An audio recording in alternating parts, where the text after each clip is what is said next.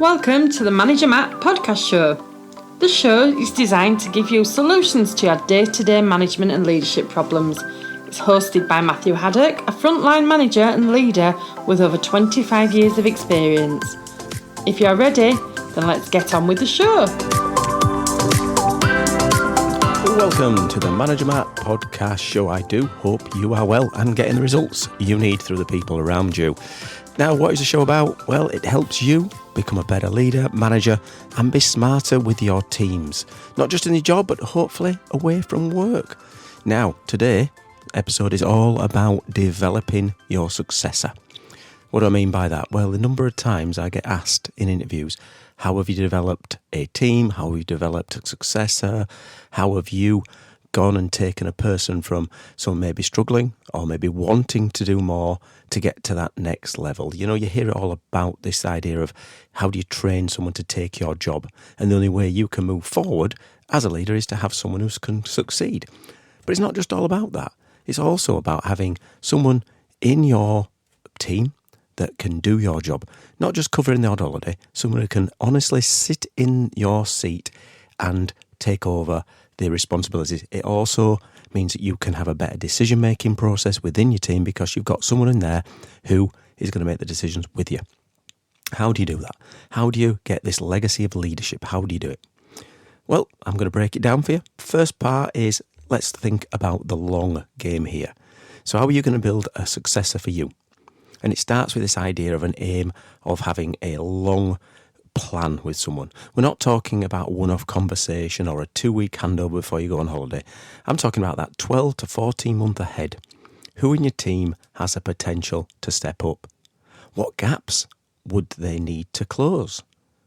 What kind of experience could stretch them without setting them up to fail? And it's not about finding someone who's exactly a clone of you. You need to develop someone who can bring their own strengths, their own character, while carrying on and building what you've done in the team so far. So the long game is the first point to start. You can always find someone to step into your shoes if you're off for a conference or you're not so well or you're on holiday.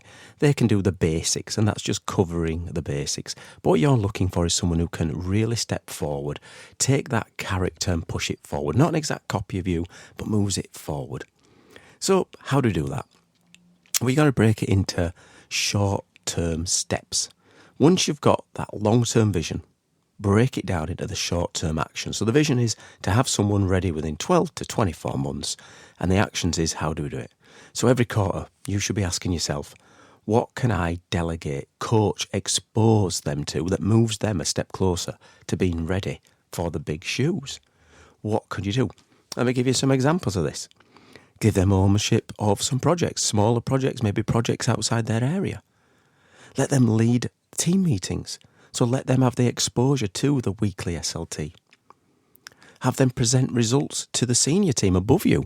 Yeah, don't be afraid of letting the light shine on others. You do not have to be in the spotlight all the time. You should not be milking your ego. Look at making others do that. Include them in the decision-making processes, the sessions that really make the big difference. I'm sure you do that anyway as a good manager, but you've got to make sure that these people feel that they're not just advisors, they can make the decisions. Then afterwards, coach them through what went well, what didn't go so well.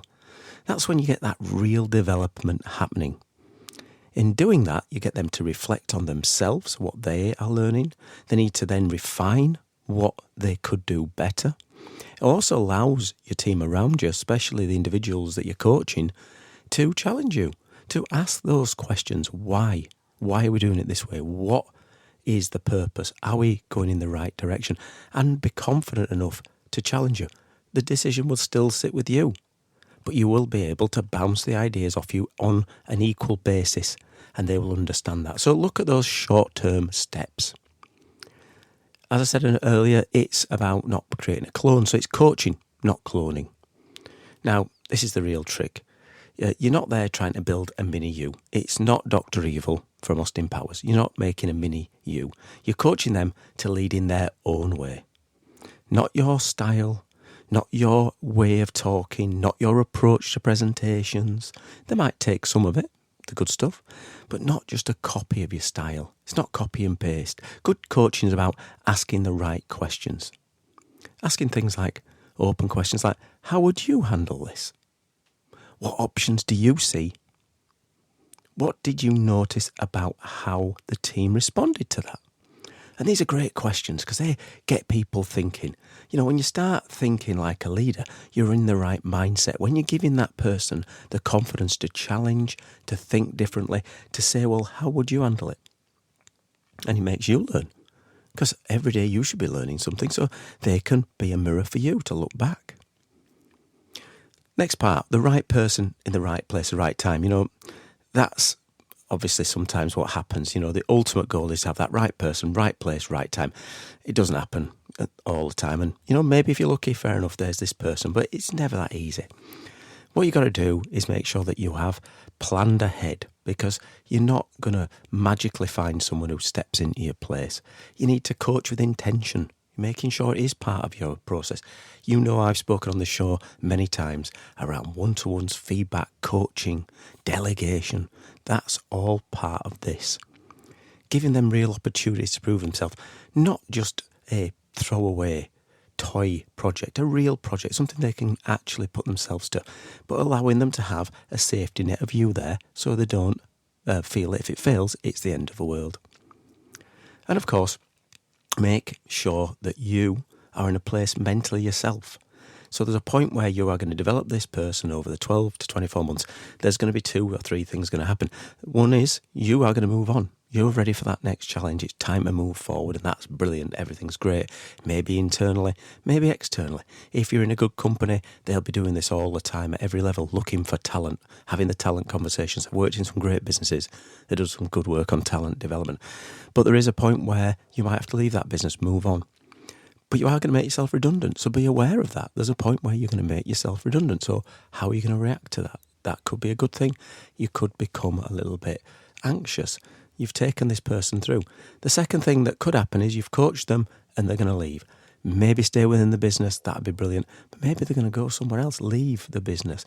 Now, you've got a bit of a sad but also a bit of happy there. You've done your role, you've developed them to the right level, they're ready to go, they can't see their future there maybe.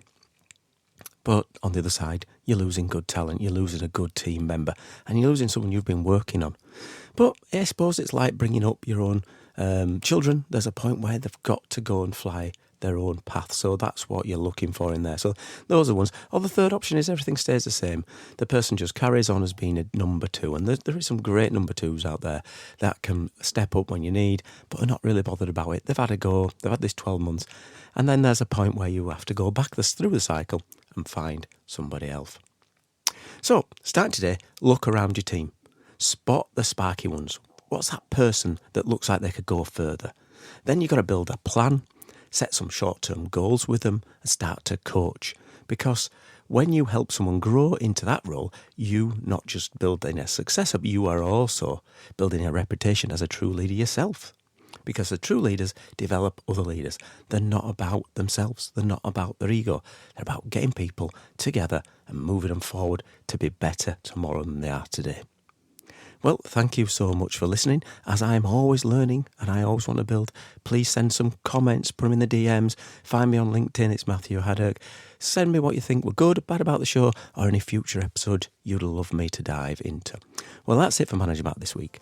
Thank you again so much for listening, and goodbye. Thank you so much for listening to this Manager Matt podcast. We hope you found it interesting, helpful and actionable. One last thing, please leave a quick review on iTunes or with your podcast provider, as it helps to spread the word of Manager Matt. If you haven't already done so, please subscribe to the podcast, and if you did like anything in particular, send an email to managermattpodcast@gmail.com or visit managermatt.co.uk for more content. Feedback is a gift, so let's keep giving. See you next week.